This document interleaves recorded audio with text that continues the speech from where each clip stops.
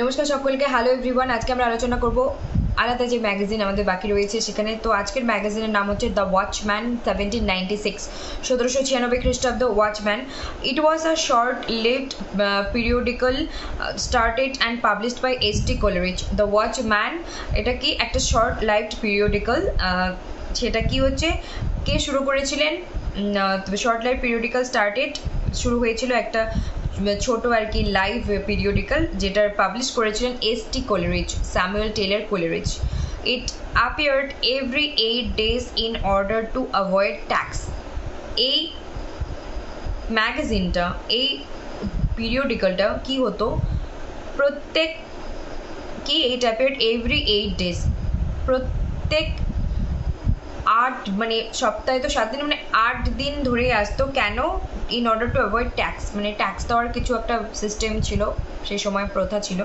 আর অবশ্যই ট্যাক্স তো আমরা জানি বিষয়টা, যে যখন থেকে শুরু হয়েছে আর কি, এক্স্যাক্ট এই মুহূর্তে বলতে পারছি না কখন থেকে ট্যাক্স শুরু হয়েছে, তো সেটা নিয়ে আলাদা করে স্টাডি করতে হবে। ফার্স্ট কবে ট্যাক্স, কোন বিষয়টা আসে এবং কোথা থেকে উৎপত্তি হলো, কেন হলো, কী কারণে হলো। তারপর কিন্তু ট্যাক্স তো আমরা জানি, কম বেশি জিনিসপত্র কিনতে গেলেই আমাদের ট্যাক্স দিতে হয়, অনেক কিছুতেই, বেশি সব কিছুতেই ধরতে গেলে এখন দৈনন্দিন জীবনে ব্যবহৃত সব জিনিসই আমাদের কম বেশি ট্যাক্স দিতে হয়। তো সেক্ষেত্রে কী হচ্ছে যে it appeared every 8 days in order to avoid tax. Tax দেওয়া অ্যাভয়েড করার জন্য প্রতি 8 দিনেই আসতো। তারপর কি, ইট কন্টেইনড পোয়েমস, কী কী থাকতো এর মধ্যে? কবিতা, পোয়েমস, এসেস থাকতো, আর কি থাকতো? নিউজ স্টোরিজ, নতুন গল্প থাকতো, reports on parliamentary debates and book reviews. Reports on parliamentary debates, পার্লামেন্টে যে বিভিন্ন ডিবেট হয়, তর্ক বিতর্ক হয়, সেগুলোরও রিপোর্ট থাকতো এখানে। এবং বুক রিভিউ, বই যে রিভিউ করা হয়, বই ভিউ মানে তো দেখা, দর্শন, রিভিউ মানে পুনরায় দেখা। তো আমাদেরকে রিভিউ করতে বলা হয়, যেমন আমরা কোনো এক্সাম দিই, মাধ্যমিক হোক, উচ্চ মাধ্যমিক বা হায়ার এডুকেশন লেভেলে, আমরা রিঅ্যাসেসমেন্টের জন্য পাঠাই, রিভিউ করার জন্য পাঠাই, যে কেন আমার নাম্বার কম এলো, বা আমি আরও হয়তো পেতাম ওই পেপারটাতে নাম্বার, তার জন্য আমরা রিভিউয়ের জন্য পাঠাই। তো ঠিক সেরকমই বুক রিভিউ, বুক একবার পড়া, রিভিউ করা মানে সেটার মধ্যে কি ভুল ত্রুটি আছে নেই, আবার চেক করা, আবার করা। তো এই বিষয়গুলো নিয়ে কি হতো, কি এই ম্যাগাজিন বা এই জার্নালটা এই বিষয়বস্তুগুলোকে কন্টেইন করতো, বা এই বিষয়বস্তুগুলো এর মধ্যে ছিল, এগুলো নিয়ে আলোচনা হতো। আর আমি রিভিউ কথাটা বোঝানোর জন্য উল্লেখ করলাম, মাধ্যমিক থেকে আমাদের হায়ার লেভেলের এডুকেশনে আমরা রিঅ্যাসেসমেন্ট রিভিউ করতে পাঠাই পেপার, জাস্ট রিভিউ ওয়ার্ডটাকে বোঝানোর জন্যই করলাম। আদারওয়াইজ সেই রিভিউর সঙ্গে এই রিভিউর, বই রিভিউর কোনো কানেকশন নেই, এবং ওয়াচম্যান ম্যাগাজিনের সঙ্গেও আমাদের এক্সামের পেপারের সঙ্গে কোনো কানেকশন নেই, কিন্তু বুঝতে গিয়ে আমি এক্সাম্পল টেনেছি, বোঝার জন্য অবশ্যই দরকারি। নেক্সট আমরা পাচ্ছি দি ইডেনবার্গ রিভিউ 1802, 1802 খ্রিস্টাব্দ, Edinburgh review, founded in 1802 by Francis Jeffrey, Henry Brougham and Sydney Smith. 1802 খ্রিস্টাব্দে এই যে ম্যাগাজিন ইডেনবার্গ রিভিউ পাওয়া যায়, কাদের দ্বারা? 3 জন আছেন, একজন নয়, দুজন নয়, 3 জন মিলে। কে কে? Francis Jeffrey, Henry Brougham and Sydney Smith. It promoted romanticism and Whig politics. এই যে ম্যাগাজিন, জার্নাল, এটা কী করতো, কি প্রমোট করতো?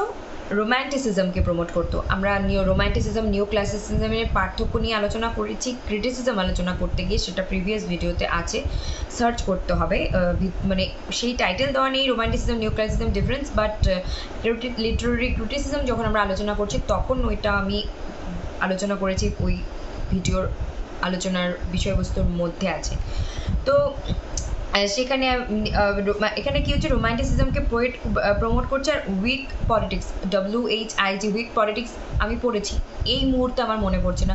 তো উইক পলিটিক্স কি, এটা মানে পলিটিক্স তো আমরা জানি যে পলিটিক্স তো শুধু রাজনীতি, মানে যেটা আমরা জানি যে জনগণ, জনতা, ভোট, পার্টি, এই পলিটিক্স তো আছেই, কমন আমাদের প্রত্যেকের জীবনের সঙ্গে জড়িয়ে। কিন্তু তাছাড়াও পলিটিক্স তো প্রত্যেকের ফ্যামিলিতেও হয়, কর্মক্ষেত্রেও হয়, বিভিন্ন বাইরের জায়গাতেও হয়, বন্ধুবান্ধবের মধ্যে পলিটিক্স সর্বত্রই আছে। শুধু পলিটিক্স সব জায়গায় বিরাজমান, কিন্তু যখন এটা আসবে স্পেসিফিক্যালি কোথায়, সেটা বাড়ি না বাইরে না কর্মক্ষেত্রে, ট্রেড না অ্যাকচুয়াল যেটা জনগণের পলিটিক্স সেটা সম্পূর্ণ রাজনীতির আলাদা, প্রত্যেকটার মধ্যেই পলিটিক্স থাকে কিন্তু বিষয়বস্তু আলাদা আলাদা থাকে। তো এখানে উইক পলিটিক্স কি, এই মুহূর্তে আমি উইক পলিটিক্সটা ভুলে গেছি, বলতে পারছি না, তার জন্য দুঃখিত। নেক্সট টাইম অবশ্যই আমি এটা নিয়ে বলবো শর্ট ভিডিও বা লং ভিডিওর মধ্যে, এখনই নয়, সময় লাগলাম পরে আলোচনা করব।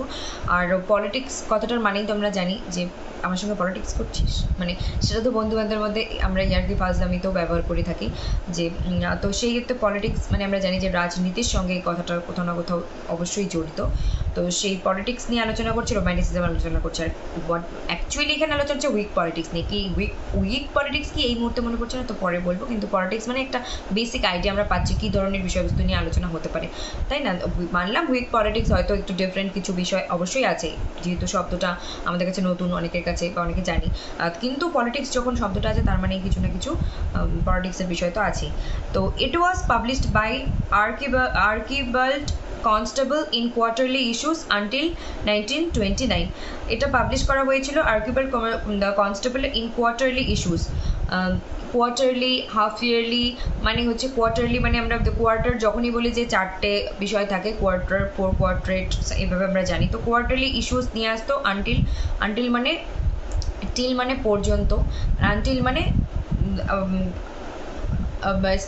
Until I can't do this, মানে যতক্ষণ না পর্যন্ত আমি করতে পারছি, যতক্ষণ না পর্যন্ত আসছে, এরকম যেমন আমরা বোঝাতে কি বলি। তো এখানে বলছি এটা পাবলিশ হয়েছিল আর এই কোয়ার্টারলি ইস্যুস আনটিল 1929 আসার আগে এটা পাবলিশ হয়েছিল, ঠিক আছে?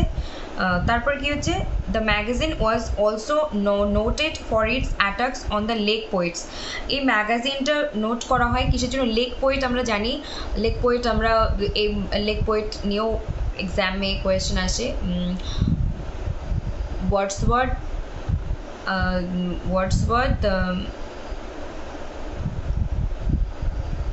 সাউদে, ভুল বলতে চাই না, এই বিষয়টাও খুব কনফিউশন হয়। লেক পোয়েটস এবং আরও বিভিন্ন রোম্যান্টিক পোয়েটস তো আছেই। লেক পোয়েটসের মধ্যে কোন কোন, এই কোলব্রিজ, ওয়ার্ডসওয়ার্থ, সাউদে এবং আরও আছে। তো এটা নিয়ে একটু, তো আমি এখানে কনফার্ম কিন্তু বলছি না যে এই তিনজনই লেক পোয়েটস আছেন। লেক পোয়েটস লিটারেরি মুভমেন্ট নিয়ে যখন আলোচনা করবো তখন আমি লেক পোয়েট নিয়ে আলোচনা করবো শর্ট ভিডিওতে। তো এখানে আমরা দেখতে পাচ্ছি যে লেক পোয়েট যে একটা গ্রুপ আছে আমরা জানি। তো আমি কিন্তু কনফার্ম বললাম না যে লেক পোয়েট ইনি আছেন, আমি জাস্ট নাম বললাম। ওই তিনজনের মধ্যে তিনজন থাকতেও পারেন, নাও পারেন, এই মুহূর্তে আমার যেহেতু মনে পড়ছে না এক্স্যাক্ট, কিন্তু আমি পরবর্তীতে শর্ট ভিডিওতে বানাবো কে কে লেক পোয়েট ছিলেন এবং লেক পোয়েটটা কী। আর কি হচ্ছে এখানে, magazine was also noted for its attack on the lake poets. Lake পোয়েটদের অ্যাটাক করার জন্য এই ম্যাগাজিনটা কিন্তু একটা কি হয়, নোট করা হয়, মানে একটা আমরা বলি না একটা নোট করে রাখে এই পয়েন্টটা। তো এই লেক পোয়েটদের অ্যাটাক করার জন্য এই ম্যাগাজিনটার একটা আমরা ভূমিকা পাই। তারপর কি হচ্ছে, পার্টিকুলারলি উইলিয়াম ওয়ার্ডসওয়ার্থ, ওই তো লেক পোয়েট উইলিয়াম ওয়ার্ডসওয়ার্থ আছেন আমি বলেছি, এবং আরও পাওয়া গেলে তাহলে কনফার্মলি বলছি ওয়ার্ডসওয়ার্থ আছেন। বাকি সাউদার্ন কোলরিজের মধ্যে এই মুহূর্তে আমার একটু কনফিউশন আছে, আমি দেখে পরের শর্ট ভিডিওতে বানিয়ে দেবো।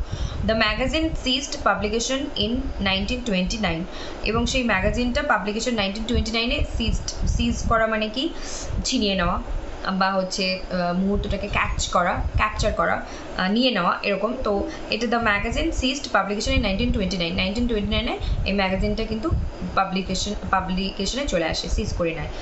তো এটাই হলো এডিনবার্গ রিভিউ, এবং আজকে আলোচনা হলো। পরের দিন আরও অন্যান্য ম্যাগাজিন নিয়ে আলোচনা হবে। Like comment share and subscribe, প্রচুর লাইক করুন, শেয়ার করুন, কমেন্ট করুন, সাবস্ক্রাইব করুন। আর দেখতে থাকুন SB literature means base of English literature. দুর্দান্তভাবে দমদার ধামাকাদারভাবে রিভিশন করতে থাকুন, এক্সাম সামনে আছে, করতে থাকুন, যতটা পারেন কভার করতে থাকুন, রিভাইজ করতে থাকুন।